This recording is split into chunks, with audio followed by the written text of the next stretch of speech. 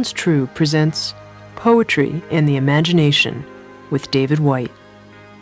David Whyte was born and raised in the north of England and educated in Wales. Formerly a naturalist for the Ecuadorian Park Service, he now works full-time as a poet, reading and lecturing throughout the United States and England. He is also the author of 2 volumes of poetry, Songs for Coming Home and Where Many Rivers Meet. On Poetry and the Imagination, David Whyte delves into the role of the imagination in one's soul life. Through reciting poetry, he illustrates the power of attention, the courage of the imagination, and the necessary process of descending into our own dark sides and disowned parts. And now, Poetry and the Imagination with David Whyte.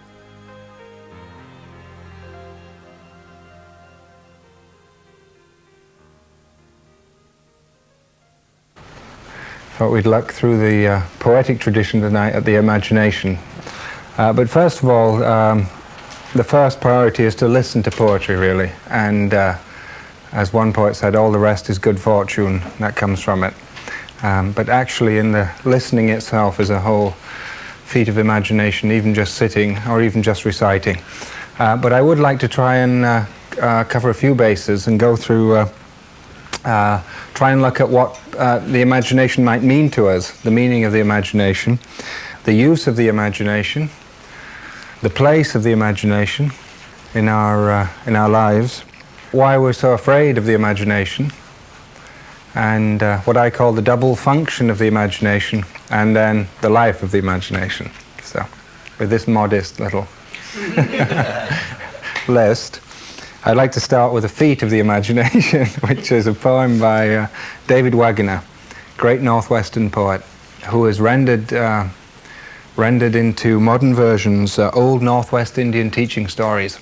This one is called Salmon Boy, and it's my 2.5-year-old son's favorite poem. But it's definitely a very grown-up poem at the same time. So I'd like to recite this poem and then work with it a little bit, just to show what a gift the imagination is when it's allied to a craft and when it's allied to a tradition of long standing. And then from then on try and work into the imagination using poems from all cultures and ages and sexes. So here it is, Salmon Boy. There are a few images in here we should be cognizant of, and one of them is of the dried salmon being dried on sticks. And in the Northwest Indians, for the better part of the northwestern coast, could live for the rest of the year on their fall catches of salmon. And they would have weeks of activity, flurries of activity, and catch huge numbers of salmon, dry them on sticks, and they could live for the rest of the year. So here's a totem animal for the Northwestern Indians. It still is a totem of the Northwest. But here it's a sacred object. It's a sacred object. The drying of salmon, the sustenance for the rest of the year, the gift to the people. This is very important to know. So, Salmon Boy. That boy was hungry. That boy was hungry. His mother gave him dog salmon, only the head. It was not enough, and he carried it hungry to the river's mouth. He fell down hungry. Salt water came from his eyes. He turned over and over. He turned into it. Now that boy was swimming under the water, his round eyes open. He could not close them. He was breathing the river through his mouth. He saw stones shimmering under him. Now he was Salmon Boy. He saw the salmon people waiting. They said, "This water is our wind. We are tired of swimming against the wind. Come to the deep, calm valley of the sea. We are hungry too. We must find the herring people." And they turned their blue-green tails, and Salmon Boy followed. He saw Shell walking backwards, Woman who is half stone. He heard the long, high howling of wolf whale, the whistling of sea snake, Seal woman's laughter, saw Loon Mother flying through branches of seaweed, felt Changer turn over far down in his sleep. He followed to the edge of the sky, to where the sky opens and closes, to where the moon opens and closes forever. And the herring people brought feasts of eggs, as many as stars, and Salmon Boy ate the stars as if he flew among them, saying, "Hungry, hungry." But the post of heaven shook, and the rain fell like pieces of moon, and the salmon people swam, tasting sweet, saltless wind under the water, breathing the river again with their mouths. And Salmon Boy followed, full-bellied, not afraid. Salmon Boy swam fastest of all. He leaped out of the water and slapped his blue-green silvery tail, crying, "Ayo, ayo, I jump," again and again. Oh, he was Salmon Boy. He could see everything. He could breathe everything. He could swim everything. And then his father speared him. He lay on the dry riverbank with his round eyes open, saying nothing while his father emptied his belly. He said nothing when his mother opened him up wide to dry in the sun. Oh, he was full of the sun. All day he dried on sticks, staring upriver.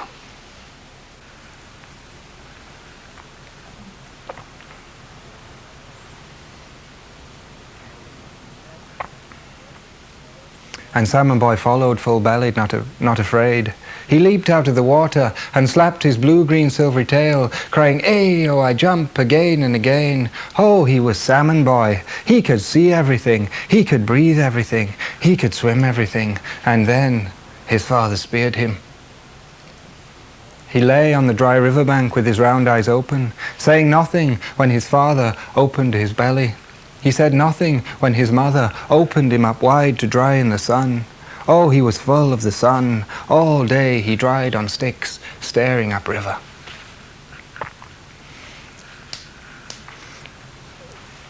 This tremendous poem, wonderful beginning here. The longing of the young boy, could be a young girl also. So probably the mother would administer the wound. But here, it's the hunger of the young boy that turns him into the salmon. The hunger of the young boy. And we'll notice at the beginning that there's this wonderful line where his mother gives him dog salmon. Only the head, it was not enough. The boy has to go out into the world. And this wonderful line here where the longing, the simple longing of the boy turns him. You can feel the longing in the lines. He saw stones shimmering under him. Salt water came from his eyes. He turned over and over. He turned into it. Now that boy was swimming under the water, his round eyes open. He could not close them. He was breathing the river through his mouth. He saw stones shimmering under him. Now he was Salmon Boy. And then we have this flight, this bodily shamanic flight, or speaking of earlier, that comes in much poetry, of the entrance and this wonderful calling of the outer world, where the salmon people say, "Come to the deep, calm valley of the sea. We must find the herring people. We are hungry too." And they turned their blue-green tails, and Salmon Boy followed. And this kind of pilgrim's progress as he sees these wonders. He saw Shell walking backwards, woman who is half stone. He heard the high whistling of sea snake. Seal woman's laughter, saw loon mother flying through branches of seaweed, felt changer turn over far down in his sleep. He followed to the edge of the sky, to where the sky opens and closes, to where the moon opens and closes forever. And the herring people brought feasts of eggs, as many as stars, and Salmon Boy ate the stars as if he flew among them, saying, "Hungry, hungry." And then the turn of seasons, as time is introduced, but the post of heaven shook, and the rain fell like pieces of moon, and the salmon people swam, tasting sweet, saltless wind under the water, breathing the river again through their mouths, and Salmon Boy followed, full-bellied, not afraid. And then the entrance into the immortal phase, which we usually feel around 17 or 18 years old, where we're either the cheerleader or the football captain or whatever it is, where we feel immortal, 18 years old. There's this marvelous description. And Salmon Boy followed, full-bellied, not afraid. Salmon Boy swam fastest of all. He leaped out of the water and slapped his blue-green silvery tail, crying, "Ayo, I jump," again and again. Oh, he was Salmon Boy. He could see everything. He could breathe everything. He could swim everything. And then his father speared him. tremendous traumatic moment. But here, I mean, one could talk about the father-son relationship, but that's really just a subset of what's going on here, because really this is a mythic teaching of a people. Because at the end, here at the point of immortality is when the wound is administered. And the idea is that it's a wound of his people, of his generations, and that it's administered intimately, so intimately that it's the Father who administers it. It's of his people. And it's only when this wound is administered that is he qualified in some way to nourish his people. And only then can he be turned into the dried salmon, the salmon that nourishes his people for the rest of the year.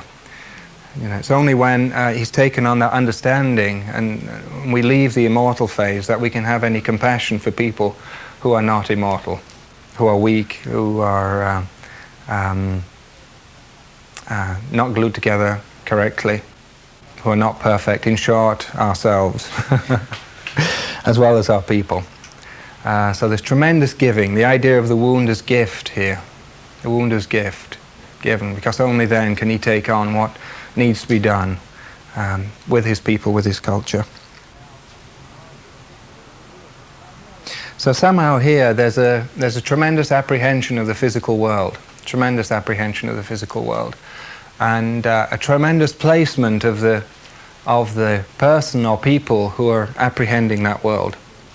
And there's some kind of, through that attention, something comes back. Something comes back. It's through the longing, which is a kind of attention, intense attention. Salmon Boy goes out and then comes back again, but something is changed when he comes back. And I want to look at this going out and the transformation that happens, the coming back. One of the wonderful things in this poem is that the boy does not say, I must serve my people, I'm going to change into dried salmon. Though we do meet people like this, and we do meet, we have it in our culture, where people take on the weight of the world. You know, we see this in the world service, and try to go straight to dried salmon, instead of following the longing down into the deep, calm valley of the sea that the salmon, that life offers itself. And coming of one's own kind of selfness to that place where what is administered, what is given, and we kind of give ourselves up to it. It is inestimably ourselves who has the gift given to us, but it's a self who is totally in attention to the world. We see this in the legends around the salmon in Wales with Taliesin, and in Ireland with Finn. Finn, as you probably know, naming your son after Finn, was the boy who found the salmon of knowledge turning on a spit, and you weren't supposed to touch the salmon of knowledge, and he knew it. But as the salmon was turning on the spit, a small bubble arose in the skin, and he went up to it and he wanted to push the bubble down to make it symmetrical, whatever, just to push it back down. And as he pushed it back down, it cracked, and the hot oils from the salmon ran over his thumb, and he put it in his mouth, like that. And that's how Finn and Taliesin in the Welsh legend got the gift of tongues from the salmon of knowledge.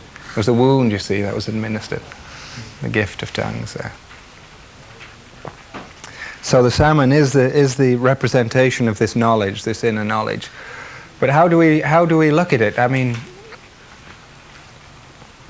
what is the meaning of the imagination? And when we just stop suddenly to say, what is the imagination? What do we usually find when we first look? Well, normally as human beings we find an absolute blank, which is a good place to start. And here's a teaching story about giving oneself wholeheartedly to that blank, actually. And again, it's a Northwest Indian teaching story, David Wagner, and it's called Lost. And it's the kind of story that would be told to a young girl or boy who would ask an elder, what do I do when I'm lost in the forest? What do I do when I'm lost in the forest? Here's the answer, rendered beautifully again by David Wagner. Stand still Stand still. The trees ahead and bushes beside you are not lost. Stand still. The trees ahead and bushes beside you are not lost. Wherever you are is called here, and you must treat it as a powerful stranger, must ask permission to know it and be known. Listen, the forest breathes. It whispers, I have made this place around you. If you leave it, you may come back again, saying, here. No two trees are the same to raven. No two branches are the same to wren. If what a tree or a branch does is lost on you, then you are surely lost. Stand still. The forest knows where you are. You must let it find you.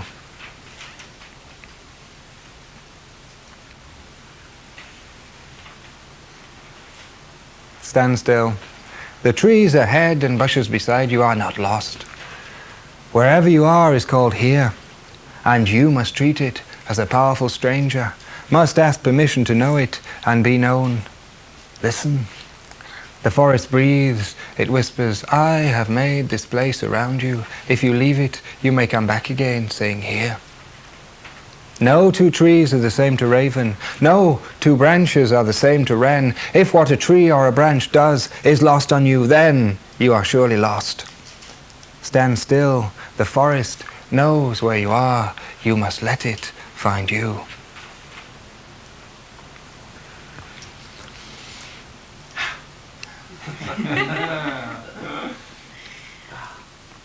So there are three things implicit in this poem which we might use, three qualities in approaching it, the imagination. And one is tremendous silence. Tremendous silence in that poem. You can feel it. That what is asked for by the elder is silence in some ways. And the second quality is an attention which is asked for. An attention, tremendous attention on the world, such that one is asked to go out of one's everyday view of one's world. And the third quality is that the question is turned on its head.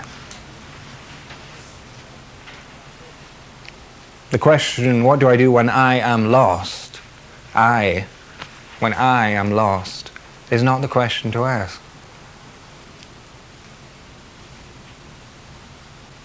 The elder says, you don't know even who you are. The forest will tell you who you are.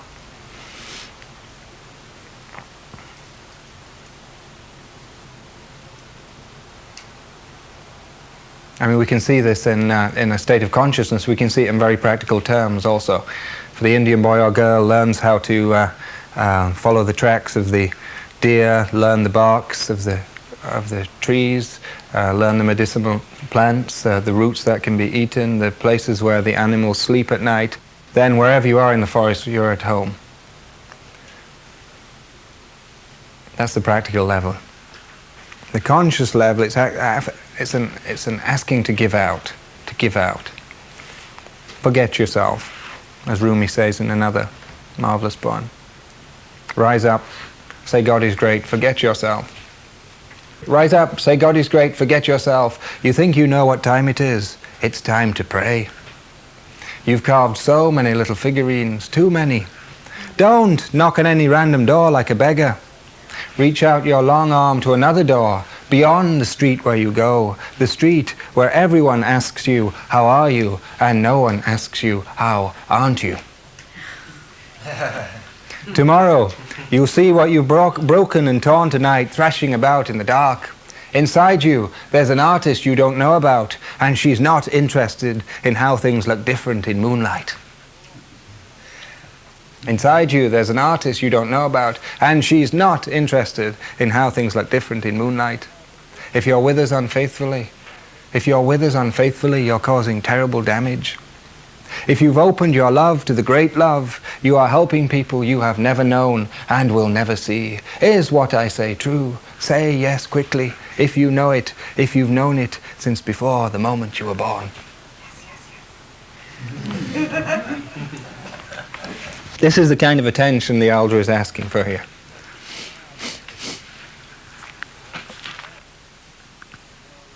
Now, if we're really following our attention, and it's what we usually come to next is fear. Fear of the unknown, and fear of what we might call the dark side. And the dark side is, the way I look at it, is whether it be in ourselves or in our world, it's what we have disowned. It's what we will not accept about ourselves. It's what we've put away, that we refuse to acknowledge as a part of ourselves. This is our dark side, by my definition, is the one I'll be working with this evening. We've put it from us. The parts we don't like about ourselves, that we think others would hate ourselves for, but mostly that we would hate ourselves if we really uncovered it within our consciousness and shone the full light on it. We don't like that part of ourselves, we put it away, and we all do it. This is where the courage of the imagination comes in, where we're asked to go down in some way. We're asked to go into those disowned areas. We're asked to expand the idea we might have of ourselves, or even to forget the idea of who we might be ourselves, and expand it in a way that is not with the conscious mind, but in a different way. And this theme runs through poetry throughout time, of going down and going into the depths. What I'd like to do is read a portion of Beowulf, where there's a description of the mere, the lake, in which Grendel's mother lives. Here Beowulf, the great warrior hero, is asked to go down into the dark lake, and not only to destroy Grendel, who he has already destroyed, but to even more fearsomely to destroy Grendel's mother. There's something quite macabre that it's not only Grendel, it's Grendel's mother. There's something, I suppose something worse than that would be Grendel's mother-in-law, but it's Grendel's mother. And obviously it's some kind of rapprochement with the feminine, which has been disowned by the warrior caste.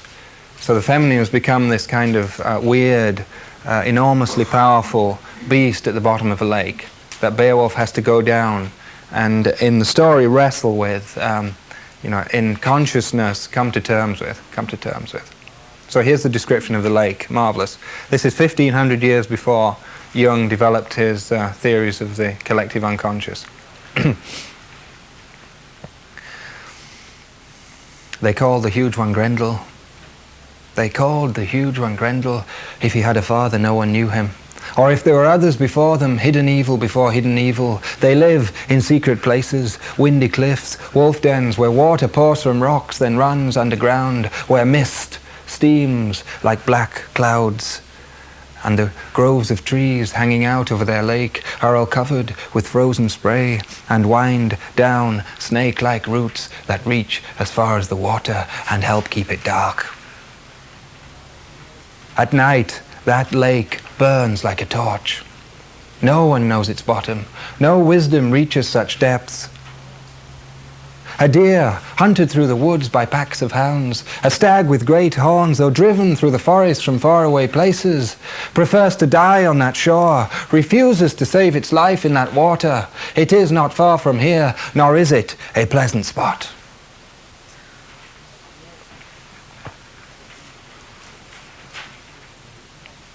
They live in secret places, windy cliffs, wolf dens, where water pours from rocks and runs underground, where mist steams like black clouds, and the groves of trees hanging out over their lake are all covered with frozen spray, and wind down snake-like roots that reach as far as the water and help keep it dark. At night, that lake burns like a torch. No one knows its bottom. No wisdom reaches such depths. A deer hunted through the woods by packs of hounds, a stag with great horns, though driven through the forest from faraway places, prefers to die on that shore, refuses to save its life in that water. It is not far from here, nor is it a pleasant spot. This tremendous line at the end here. It is not far from here. You almost hear the bard in the mead hall there. Don't fool yourselves. 'Tis not far from here. It's inside. I don't suppose you could say that in Old English. No. I can say the first few lines of Beowulf in Old English, but not those lines.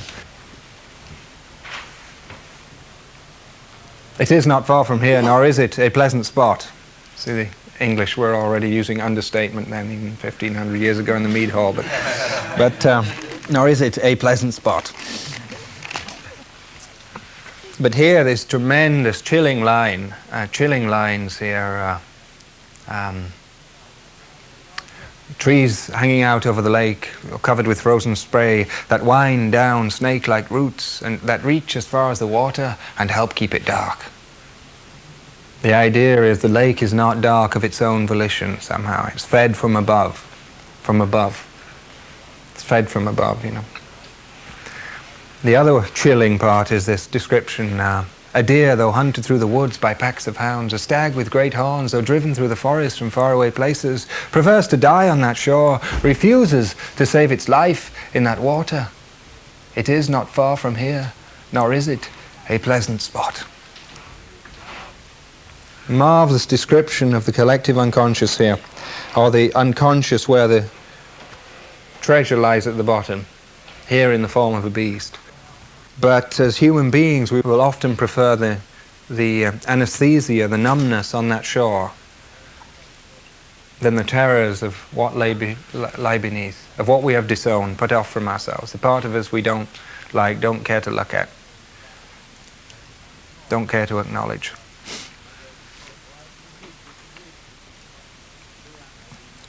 One of the modern masters of the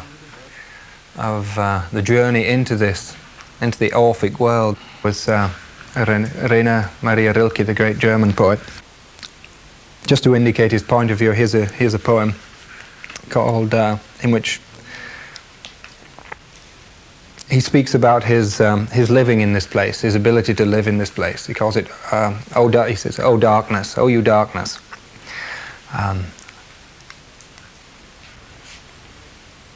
"O you darkness, from which I come.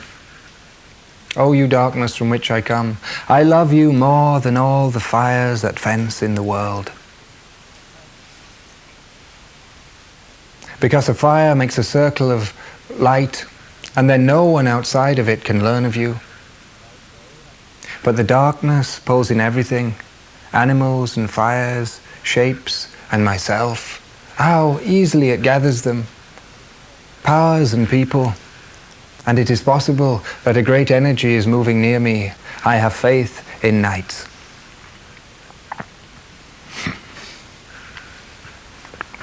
It's even more powerful in German. "O du Dunkelheit, aus der ich stamme, ich liebe dich mehr als die Flamme, welche die Welt begrenzt, indem sie glänzt für irgendeinen Kreis, aus dem heraus kein Wesen von hier weiß. Aber die Dunkelheit hält alles an sich, Gestalten und Flammen, Tiere und mich. Und es kann sein, eine große Kraft wurzig in meiner Nachbarschaft. Ich glaube an Nächte."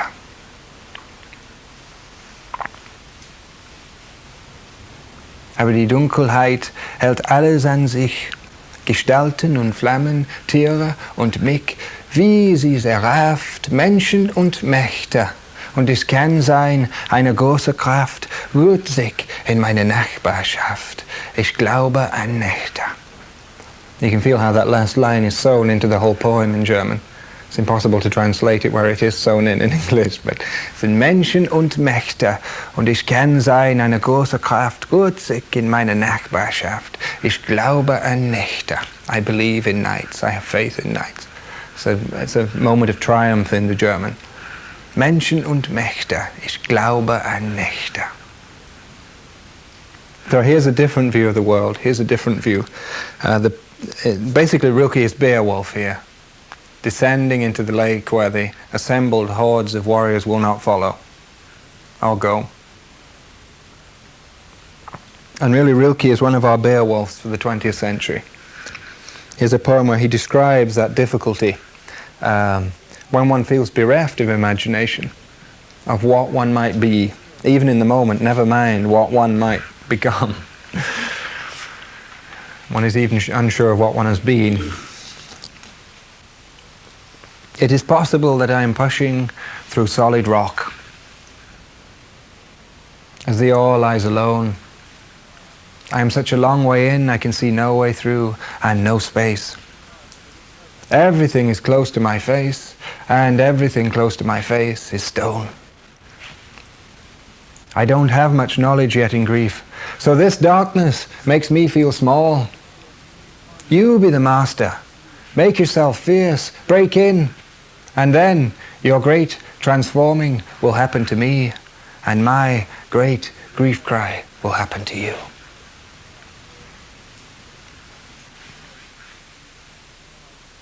There's tremendous courage in this poem, because he doesn't get to the end of this poem and say that, now I understand that I'm surrounded by barriers of solid rock, I can move on. He doesn't say that. All he does is take the courage of articulating where he is, of saying it. So all he asks is that when this great energy breaks in, which is God, which is the universe, which is whatever we want to call the greater sacred other, breaks in, all he asks for is that transforming happens to him and his grief cry is heard. And my great grief cry can happen to you. Your great transforming can happen to me, and my great grief cry can happen to you. And what we have here is a tremendous witness to faith here in this poem, because the faith is in whatever is truly there in the moment. So that out of that can flower something. But the flowering comes out of something we don't know. The seed is always buried in the dark earth.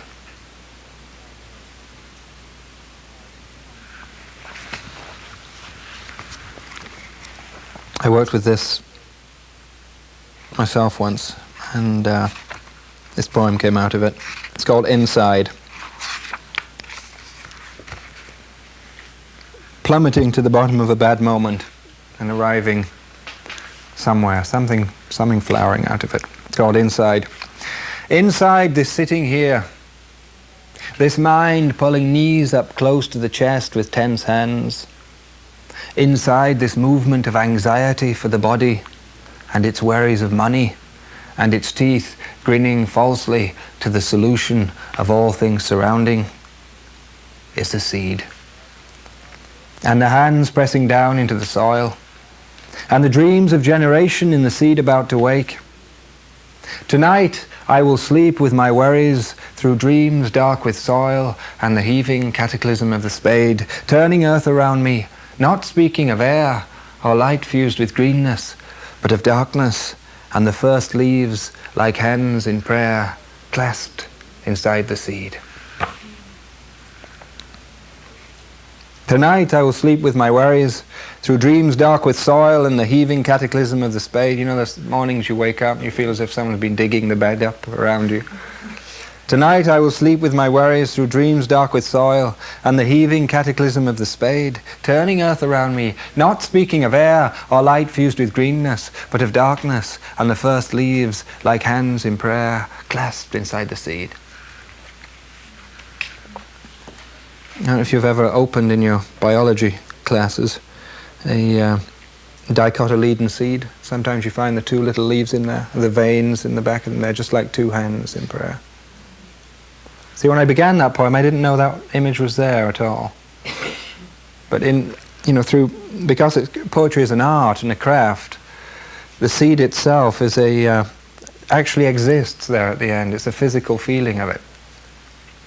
The other insight that came through there was that whenever we are setting off in a new direction, if we knew what it was too early, we'd get our fingers in there. We want to know what it is, being who we are. Something new's happening, we want to know what it is. I mean, we're homeless, want to know. And probably we get our fingers in there and destroy the delicate crumb structure, of the soil around that small seed which is growing. And so, for a very good reason, the subconscious throws this dark earth around a new venture or a new direction, which is this quality of unknownness we have, which is usually prevalent through most of our waking life, of what is to happen next. So poetry and the imagination also asks us, how much are we willing to live with the unknown? How much are we willing to give ourselves over to the discipline of the unknown? And how much are we willing to allow the unknown to be there before we might even think about imagining what would be in that unknown, that emptiness?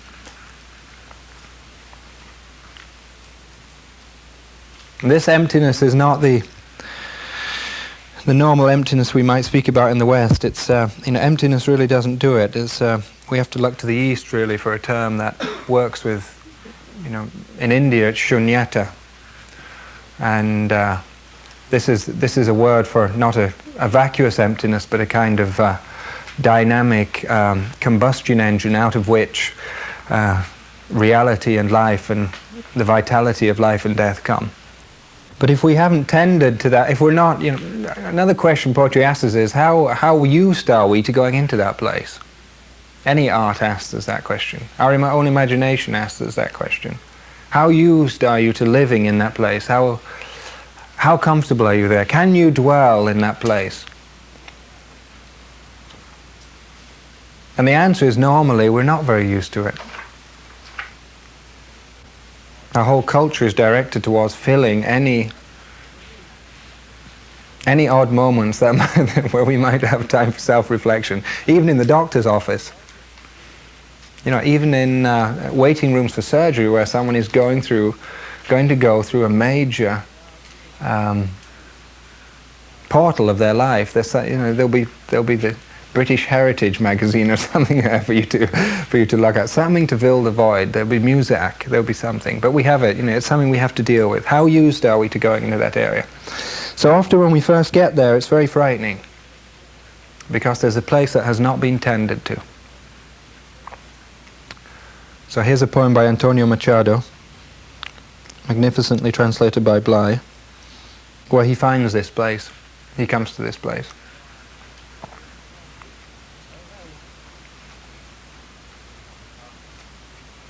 The wind one day came to my soul with an aroma of jasmine. The wind one day came to my soul with an aroma of jasmine. The wind said, in exchange for this jasmine odor, I would like all the odor of your roses. I said, I have no roses. I have no flowers. In my garden, all are dead. Then the wind said, then I'll take the waters of the fountains and the yellow leaves and the dried up petals. But the wind left, and I wept. I said to my soul, what have you done with the garden entrusted you?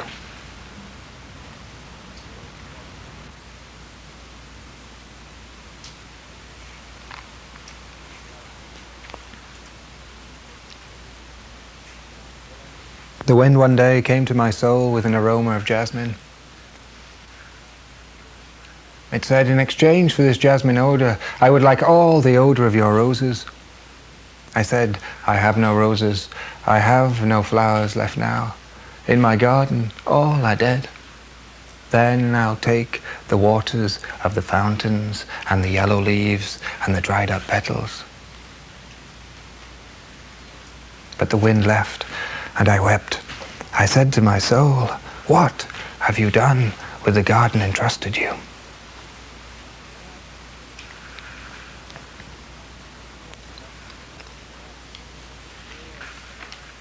This seems to be a place we have to go to before we can move on. This is the actual wrestling with Grendel's mother here, the actual kind of wrist lock. Though fighting isn't really the right analogy, because once the fight begins, then something else happens. It's more like the fighting is an analogy for true attention, for truly coming to terms, for truly grappling with what is there.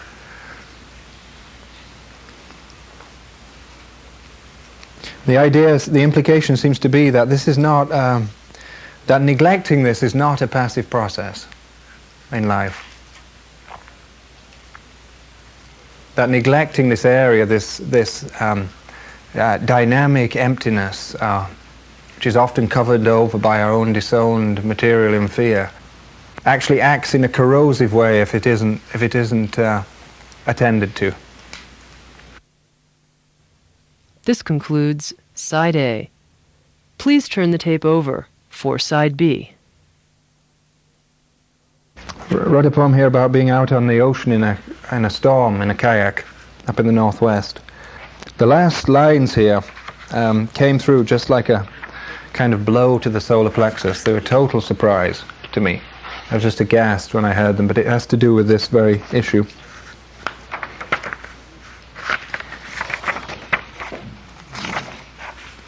Out on the ocean. In these waves, I am caught on shoulders lifting the sky. Each crest breaks sharply like ribs collapsed and suddenly rises.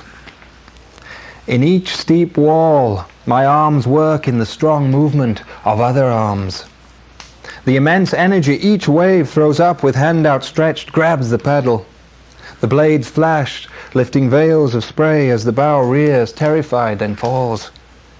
With 5 miles to go of open ocean, the eyes pierce the horizon. With 5 miles to go of open ocean, the eyes pierce the horizon. The kayak pulls round like a pony held by unseen reins, shying out of the ocean, and the spark behind fear, recognized as life, leaps into flame. Always this energy smoulders inside. When it remains unlit, the body fills with dense smoke.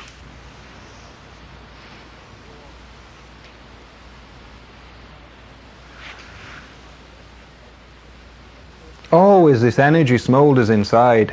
When it remains unlit, the body fills with dense smoke. You know those times when you feel those creative energies inside you, and we find excuse after excuse to put it away. We defrost the refrigerator, whatever we do to stop it. But it's not a passive process, because inside we feel this numbness building up. Always this energy smoulders inside. When it remains unlit, the body fills with dense smoke. You know that dense smoke feeling when you're not attending to what needs to be really attended to. Rilke again speaks to this, where he says, at a certain time in our lives, if we haven't attended to this time, it gets steadily more and more difficult to go to those places. There may even be a time when certain places are actually closed to you. It's good to say things like that, frighten us a bit. That never again will those doors be open. What he's doing is he's writing a poem, it's fall. It's fall. He's looking at the way the leaves are falling, the flowers are fading away. And he says, already the ripening barberries are red. Already the ripening barberries are red, and the old asters hardly breathe in their beds. Whoever is not rich now that summer goes will wait and never be himself.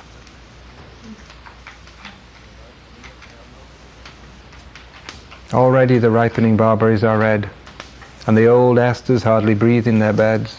Whoever is not rich now that summer goes will wait and never be himself.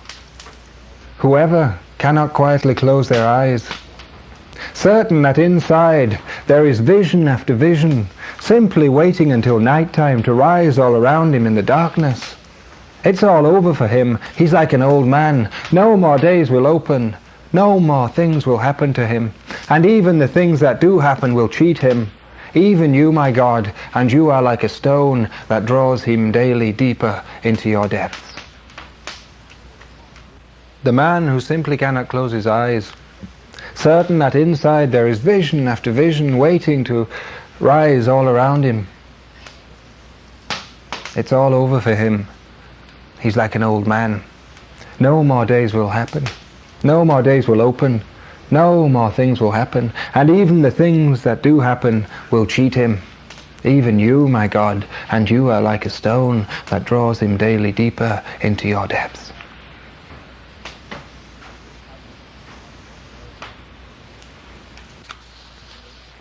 I was in Nepal last summer. We came to a famous monastery at Braga, about 10,000 feet up on the northeastern side of Annapurna. I'd been there actually 8 years previously. Really, Buddhism has been in decline in this particular part of the mountains for a few hundred years. So the monastery itself is kind of decaying, though it's still whole and dry inside, and everything's there that's always has been there, but there's an air of a neglect about it. But it's famous for its wooden statues of bodhisattvas. These are no ordinary statues. They were obviously carved by initiates, because the faces on these statues are astonishing. The compassion in these wooden faces was tremendous. It just left me aghast. Here I was looking at these faces made from wood, which had more compassion and feeling than most people I'd met, or most mirrors I'd met. And so I wanted to get to the bottom of this, so I decided I'd write a poem about it. How could I imagine this could be so? How could I imagine this? Here's the imagination as a sensing faculty. At the entrance to the door, it's all perfectly arranged, because you go from this brilliant clear light at 10,000 feet, the light reflecting from the snows of Annapurna. Enter from this brilliant clear light, and as your eyes become accustomed to the darkness, because you can see absolutely nothing when you first go in, there suddenly appears the Vajrapani, the fierce guardian deity at the door. The skulls round the neck, blood dripping from the mouth, fangs.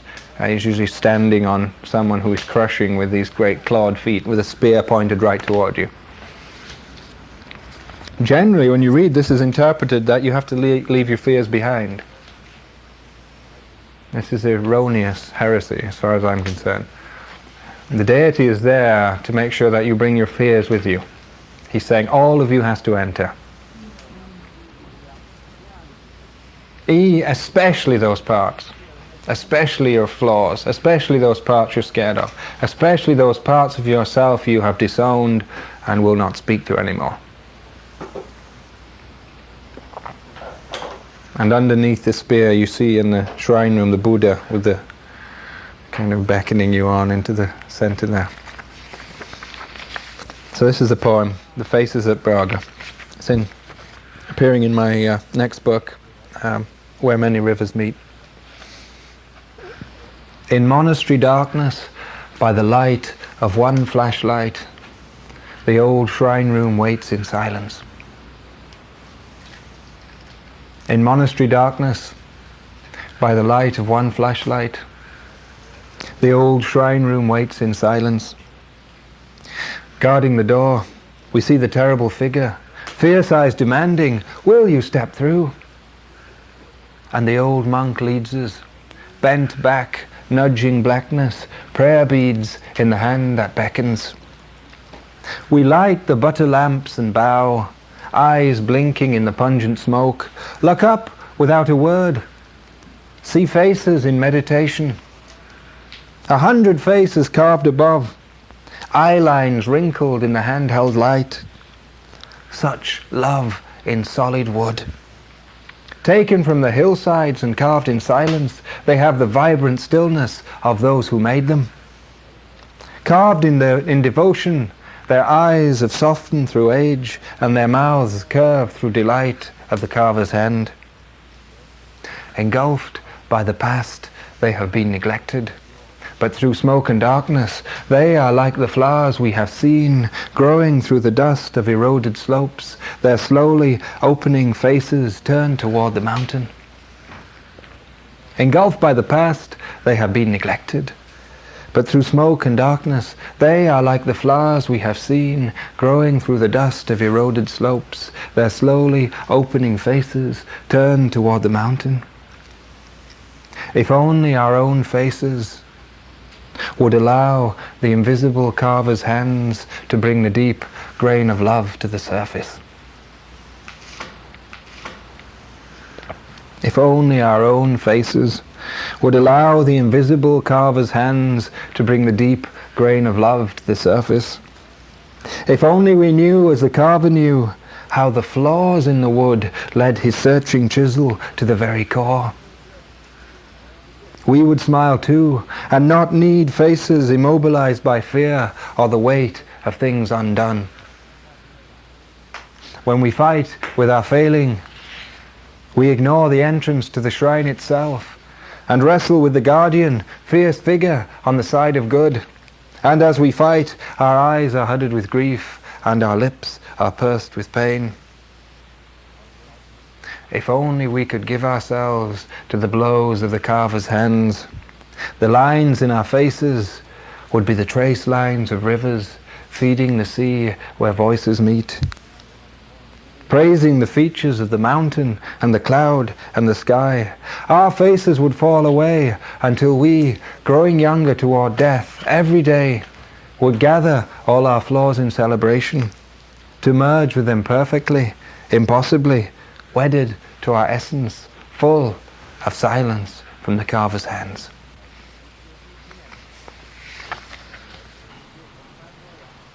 There's a wonderful story about President Lincoln, probably apocryphal, where he's interviewing someone who's supposedly taking a high government job, and he has his aide with him for the interview.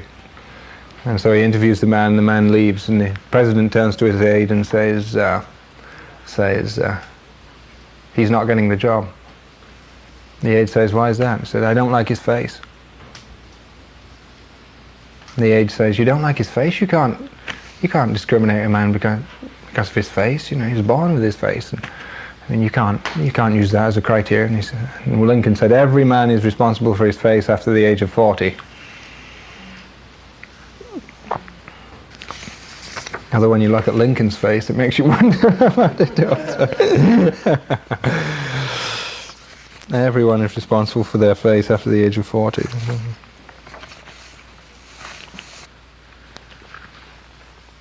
So somehow there's a giving over. There's a giving over. So that when we're asked to imagine, we're asked to not only to imagine what might be in the world around us, but to imagine what we might be inside. In other words, the perennial traditions, the Taoist tradition, the Zen tradition, the Vipassana tradition, would not ask the question, what is the imagination? What is the life of the imagination? They would ask, who is imagining? Who is living the life of imagination? Just as they might in the Zen koans ask, who is hearing? That's a koan I've had to work with in my own work in the Zen tradition. Who is hearing? Who is imagining? Who is seeing? And the most difficult koan of all, who am I?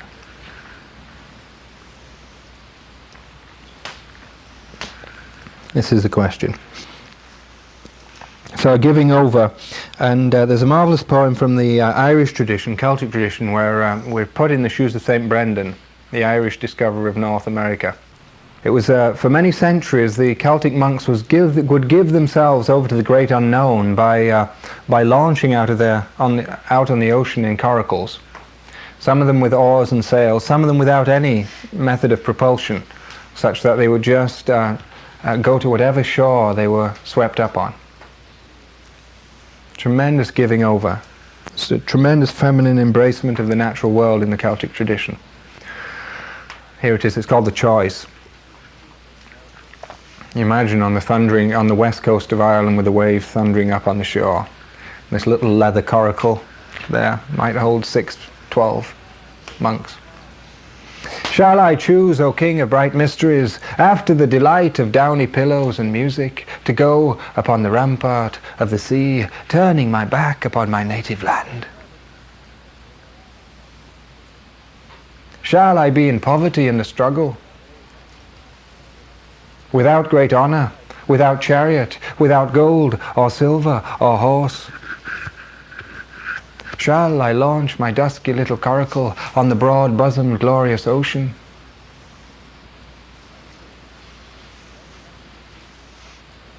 Whether it be roomy or narrow, whether it be served by crowds of hosts, O God, wilt thou stand by me when it comes upon the angry sea?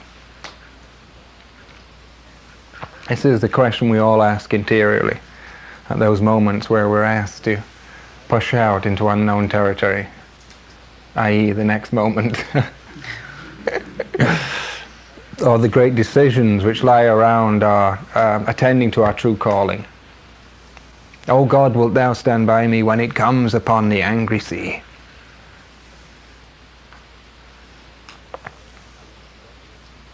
There's another marvellous poem by Seamus Heaney where there's this legend when St. Brendan was on his great voyage that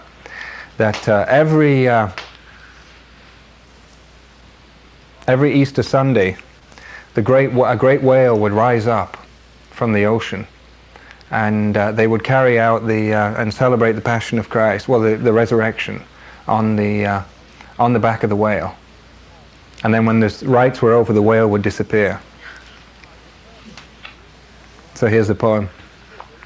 Once we had presumed to found ourselves between its blue hills and those sandless shores, where we spent our desperate night in prayer and vigil.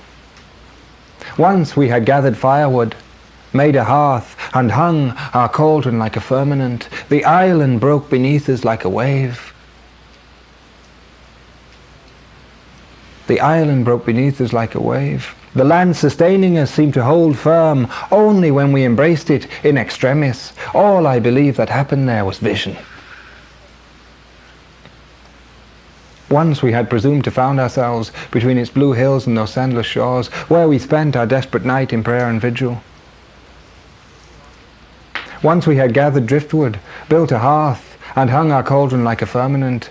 The island sank beneath us like a wave. The land sustaining us seemed to hold firm only when we embraced it in extremis. All I believe that happened there was vision. See here, the whale is only held at the surface. This great, what it is this great animal coming up from below.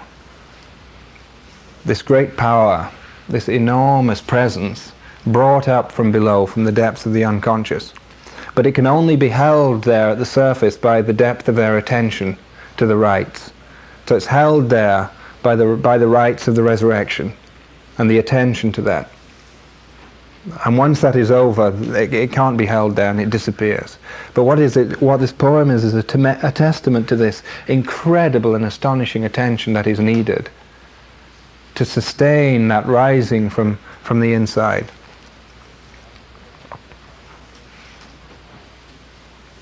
The rising of the part that can do the true imagining.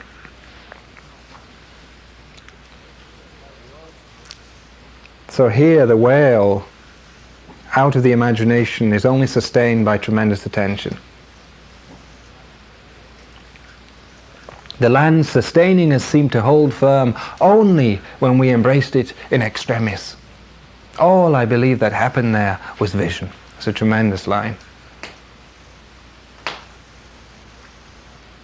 All I believe that happened there was vision.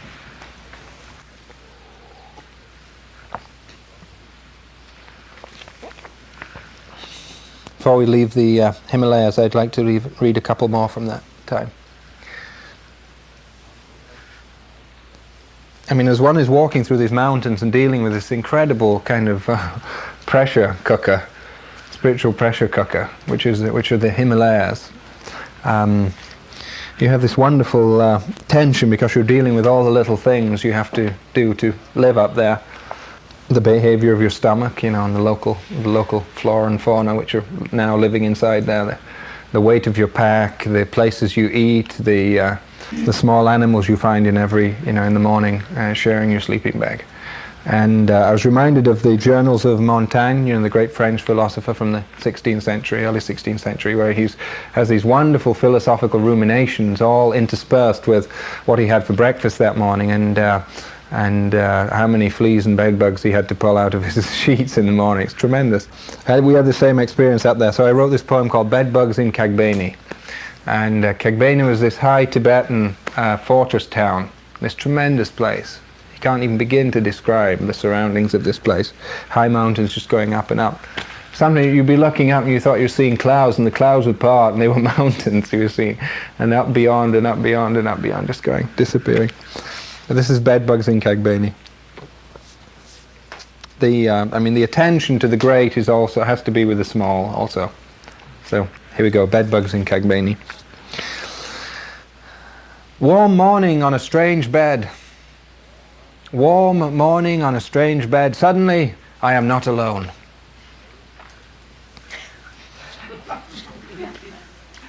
Warm morning on a strange bed. Suddenly I am not alone. Sharing the warmth inside my sleeping bag, there are small beings. And I, lovingly, like Avalokiteshvara, great bodhisattva of compassion, gaze down upon them. Strange heads and many legs, sharp and searching horns for human hair. At times like this, we abandon our search for meaning.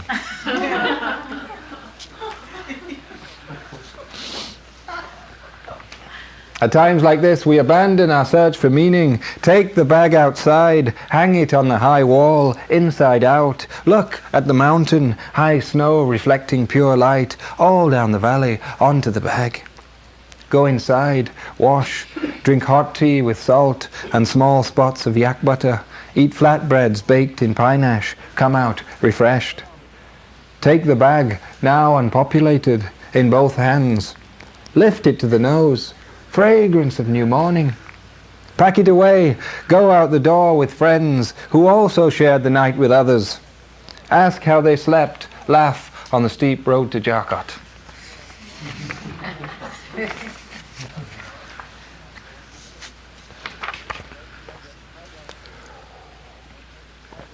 Parallel to the high pass we went over, there was a lake, it's called the Great Frozen Lake, Tiliko Lake in Tibetan.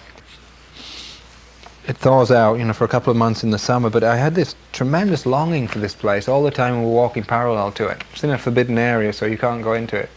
And I couldn't even, I was leading a group around there, but I felt it very closely, and it's just this longing to go up there. There's a wonderful pine forest-filled valley that led up to it. I kept just wanting to go up it. One night I had a dream about it, of approaching the lake, and this is the poem describing the quality of a feeling there, the kind of consummation of this longing. Tiliko Lake. Again, this connects with the Faces of Braga poem.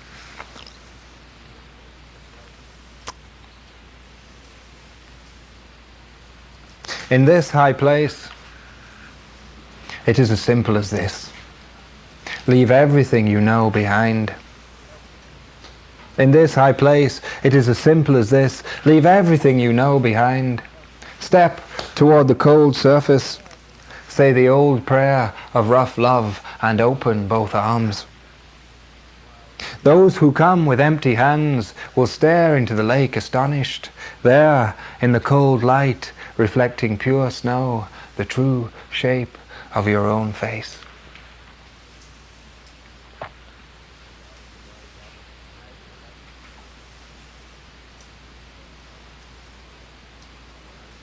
In this high place, it is as simple as this. Leave everything you know behind. Step toward the cold surface. Say the old prayer of rough love and open both arms. Those who come with empty hands will stare into the lake astonished. There, in the cold light, reflecting pure snow, the true shape of your own face. Those times in your life when you've been through some kind of trauma, someone dear to you has died, or you've lost someone or something, or just an emotional trauma, and for the first time you look in the mirror since it's happened, just the first moment, and you see someone completely different there. It's the feeling here, feeling. Those who come with empty hands will stare into the lake astonished, there, in the cold light, reflecting pure snow, the true shape of your own face.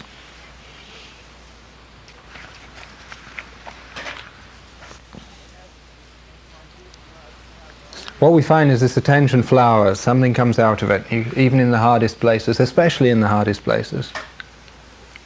There seems to be some connection between the places we have disowned inside ourselves and the key to where we need to go. Life, as usual, has arranged it in a way in which we're not allowed to leave anything behind that is not somehow resolved.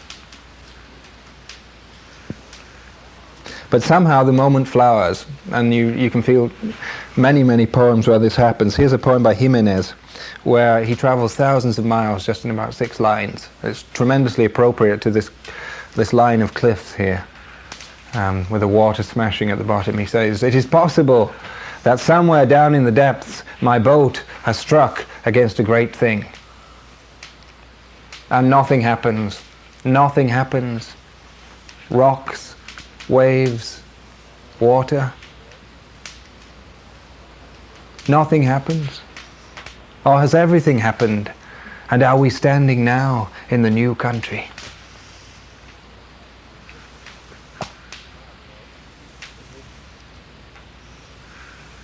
It is possible that my boat has struck somewhere down in the depths against a great thing, and nothing happens. Silence, rocks, waves, nothing happens. Or has everything happened? And are we standing now in the new country? See, in one way, at the beginning, the imagination is a way of attention, of apprehending the world. But here comes the double function of the imagination, which is to bring back. Once the soul has been surprised by where the imagination takes you, then the imagination has to bring it back in the craft also, so it can be translatable. And so the gift can be given out, so that we can become the salmon, to feed our people. This is where the gift comes back, the imagination. So for Anna Akhmatova, the great Russian poet, to go through this portal, this initiation into the second function of imagination, to bring back, the poem again, incredibly short, goes like this. And she calls it, going to that land and coming back, she calls it a land not mine. Great Russian woman poet. A land not mine, still forever memorable. The waters of its ocean chill and fresh. Sand on the bottom whiter than chalk, and the air drunk like wine.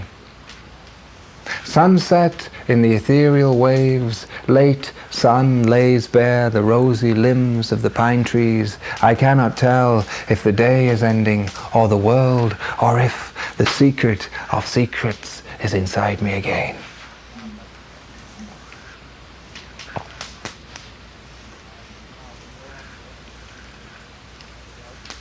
Feel our ability to live in the unknown there, to give oneself over to the discipline of the unknown. I cannot tell if the day is ending, or the world, or if the secret of secrets is inside me again. A tremendous giving over.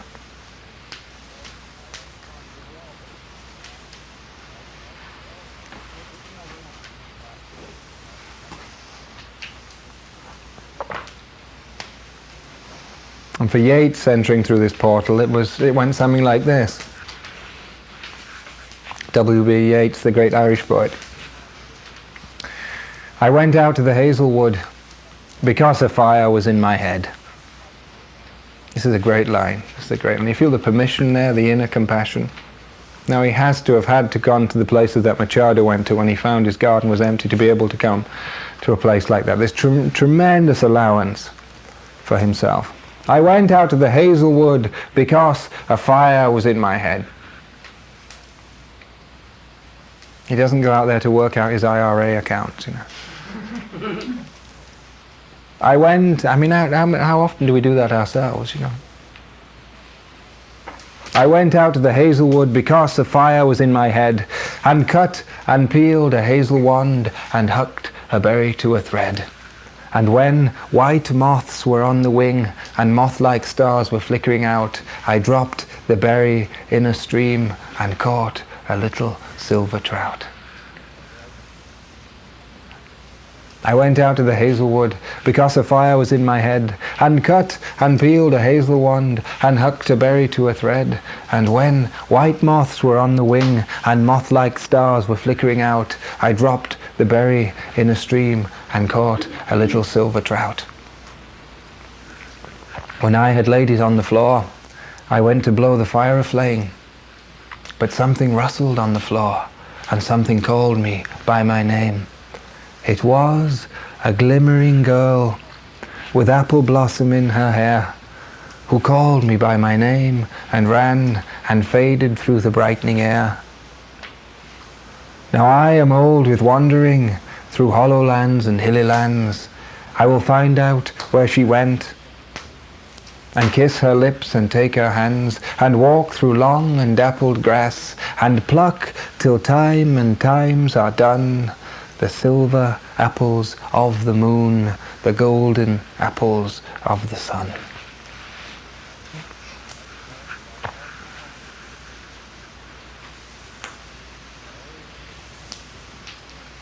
Feel this bodily feeling at the end there? We don't care where the hell we are, we're just plucking those fruits with the aids. It's like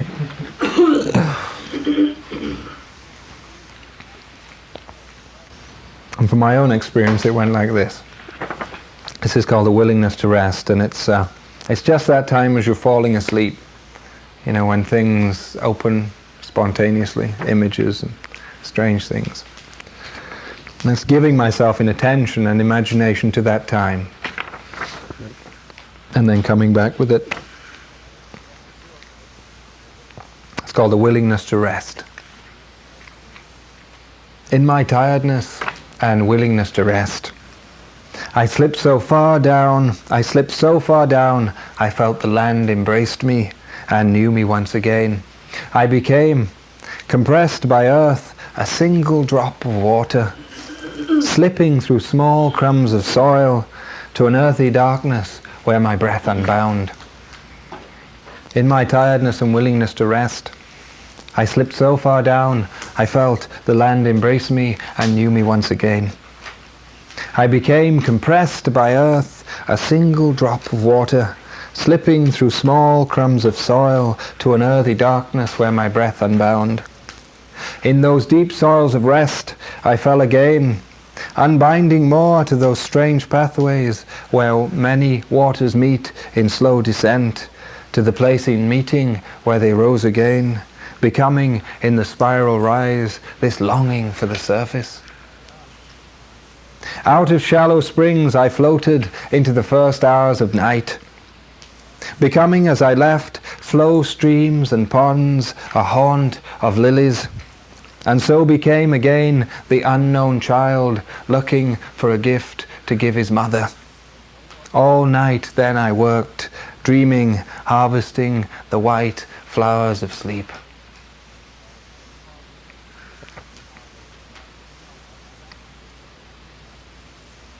Out of shallow springs I floated into the first hours of night, becoming as I left slow streams and ponds, a haunt of lilies, and so became again the unknown child, looking for a gift to give his mother. All night then I worked, dreaming, harvesting the white flowers of sleep.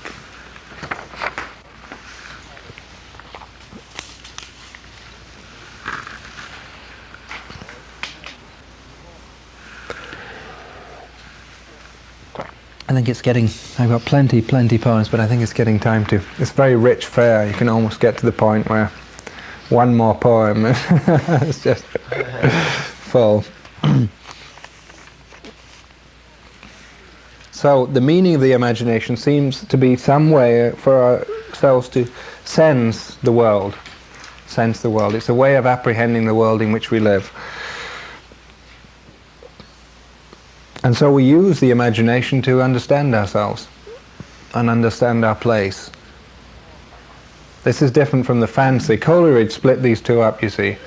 He had the fancy, which was just making things up, you know, to a kind of idle way, little balloons which float off.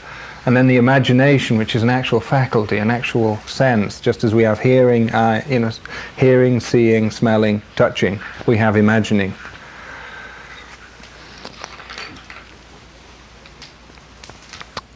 The reason we seem to be afraid of the imagination is that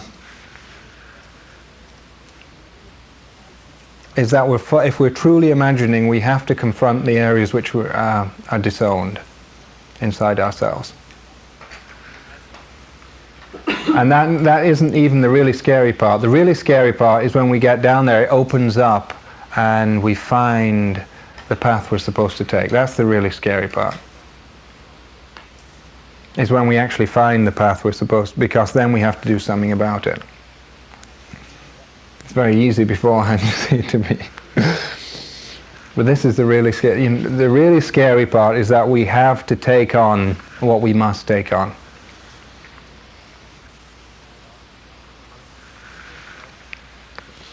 So here's imagination going out as a sensing organ, and the second part of the imagination to me is the way it's brought back. As the bodhisattva comes back in the Eastern tradition with bliss-bestowing hands. So the artist comes back from that world also with bliss-bestowing hands, with an interpretation of that world, which is, through the lens of their craft, is given back as a kind of communal gift. And almost the definition of art is that a private understanding is made communal, and that everyone can live in there with you. I think we feel that with poetry. Al was saying today how much, when you hear good poetry, you feel a kind of relief. It's like, now I remember, of course, yes, of course I remember about these things. You join, you're allowed to join. And the life of imagination seems to be paying attention, because we're not always asked to imagine, just as we're not always asked to hear or see or touch. So it has somehow to do with that tremendous attention, as to know when it's appropriate. I want to finish with Wordsworth from the Prelude, where there's tremendous attention. And Wordsworth cultivated tremendous attention as a child. He was up at 4 o'clock in the morning, walking for 3 or 4 hours before he went to school, out on the fells and hills and woods and dales of the Lake District. And then as soon as school finished in the afternoon, he was off again, hours and hours and hours and hours. And he built this tremendous ability to see, much as the early Taoists who spent their time out in the natural world did. Tremendous ability. And here you have it almost everything about imagination summed up in these lines. It's tremendous. The giving out and the coming back. When the thing comes back, everything is changed. Nothing is the same, especially Wordsworth. So he says, 2 miles I had to walk along the fields before I reached my home. 2 miles I had to walk along the fields before I reached my home. Magnificent was the morning, a memorable pomp, more glorious than I ever had beheld. The sea was laughing at a distance. All the solid mountains were as bright as clouds, grain tinctured, drenched in Empyrean light, while in the meadows and the lower grounds lay all the sweetness of a common dawn, with dews, vapours, and the melody of birds, and labourers going forth into the fields. Ah, dear friend, need I say, but to the brim my heart was full. Ah, dear friend, need I say, but to the brim my heart was full. I made not vows, but vows were then made for me. Bond unknown to me was given, that I should be, else sinning greatly, a dedicated spirit, and on I walked in blessedness, which even yet remains.